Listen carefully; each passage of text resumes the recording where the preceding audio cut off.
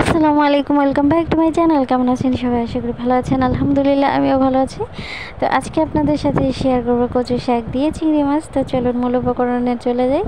তো প্রথমে আমি একটি কড়াইতে পরিমাণ মতো তেল দিয়ে দিচ্ছি, সাদা তেল।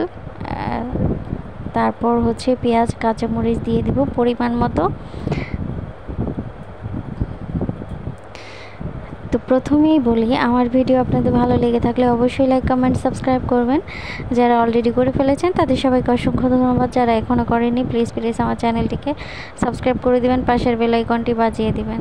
তো তারপর আমি হালকা করে ভেজে নিয়েছি পেঁয়াজটা। তারপর হচ্ছে পরিমাণ মতো লবণ দিয়ে দিয়েছি। তারপর হচ্ছে 1 টেবিল চামচ আদা রসুন জিরা পেস্ট দিয়ে দিয়েছি।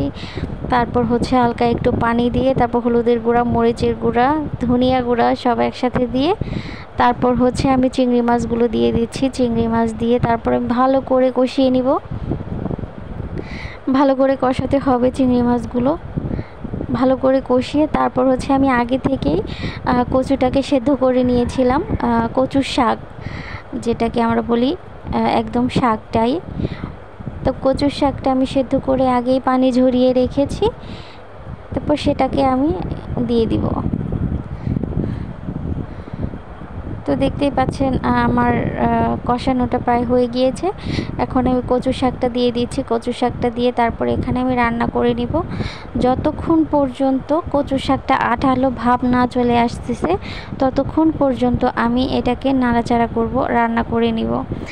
তো যতক্ষণ পর্যন্ত ভাববেন যে আঠালো ভাব সব একসাথে দলা পাকিয়ে না যাচ্ছে, ততক্ষণ পর্যন্ত আপনারা রান্না করে নেবেন। আর তা না হলে ভিতরে একটু একটু পানি থেকে গেলে সেটা সেই কচু শাকটা ভালো লাগে না। তো অবশ্যই কমপ্লিট হয়ে গিয়েছে। তো পরবর্তী ভিডিও দেখার আমন্ত্রণ জানিয়ে আজকের মতো এখানেই বিদায় নিচ্ছি। সবাই ভালো থাকবেন, সুস্থ থাকবেন। আসসালামু আলাইকুম।